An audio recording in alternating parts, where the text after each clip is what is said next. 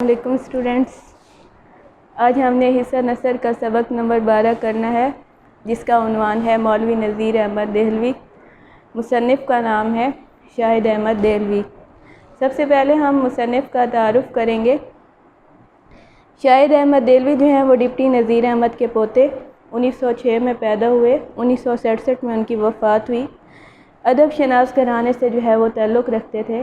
آپ جانتے ہیں کہ ڈپٹی نذیر احمد کے پوتے تھے تو اس لیے ادبی گھرانے سے تو ان کا تعلق ہوگا۔ کراچی ریڈیو سے وابستہ بھی رہے۔ ان کی تحریروں کے اندر حقیقت پسندی پائی جاتی ہے اور سادہ طرز بیان ہے۔ آج ہم نے جو سبق پڑھنا ہے، جس کا عنوان ہے مولوی نذیر احمد دہلوی، یہ ان کی کتاب گنجینہ گوہر سے لیا گیا ہے۔ گنجینہ گوہر خاکوں پر مشتمل جو ہے وہ کتاب ہے، جس میں شاہد احمد دہلوی نے جو ہے وہ اپنے دادا ڈپٹی نذیر احمد کا جو ہے وہ باقاعدہ طور پر خاکہ تحریر کیا ہے۔ تو اب ہم کریں گے اس سبق کا خلاصے کے پوائنٹس میں نے لکھ دیے ہیں، جسے ہم ڈسکس کریں گے۔ مصنف بتاتے ہیں کہ ان کی ملاقات کھاری باولی والے گھر میں جو ہے وہ اپنے دادا سے ہوئی، نذیر احمد سے۔ جب وہ ان سے ملے تو وہ بہت زیادہ خوش ہوئے۔ انہوں نے اپنے پوتے کو باقاعدہ اشرفیاں بھی دیں۔ پھر کیا بتاتے ہیں کہ بچپن کی یادیں، مولوی نذیر احمد جو ہے وہ بچپن کے واقعات جو ہے وہ انہیں بتاتے ہیں، اس کی مشکلات بتاتے ہیں کہ بچپن میں انہیں کس طرح مشکلات سے گزرنا پڑتا تھا۔ ان کے حالات بہت زیادہ خراب تھے، لیکن ان تمام حالات میں بھی ان کے اندر راست بازی جو ہے وہ ویسے ہی رہی۔ ان کے قول اور ان کے فعل میں کسی قسم کا تضاد نہیں ہوتا تھا۔ زمانہ طالب علمی کے حوالے سے بتاتے ہیں کہ جب وہ طالب علم تھے تو ان کے گھر کے حالات بہت زیادہ خراب تھے۔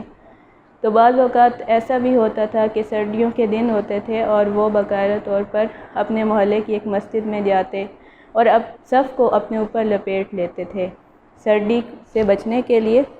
اسی طرح اس زمانے میں یہ ہوا کرتا تھا کہ لوگوں کے گھروں سے جو ہے کھانے پینے کا سامان لیا جاتا تھا۔ تو ان کے گھر کے ساتھ بھی جو ہے ایک مولوی عبدالقادر کا گھر تھا۔ تو ڈپٹی نذیر احمد جو ہے اکثر ان کے گھر جایا کرتے تھے۔ ان کی جو بیٹی تھی وہ بہت زیادہ لاڈ پیار کی وجہ سے بگڑی ہوئی تھی، اور اتفاق سے ہوا یہ کہ وہی لڑکی جو ہے وہ ڈپٹی نذیر احمد کی اہلیہ بنی۔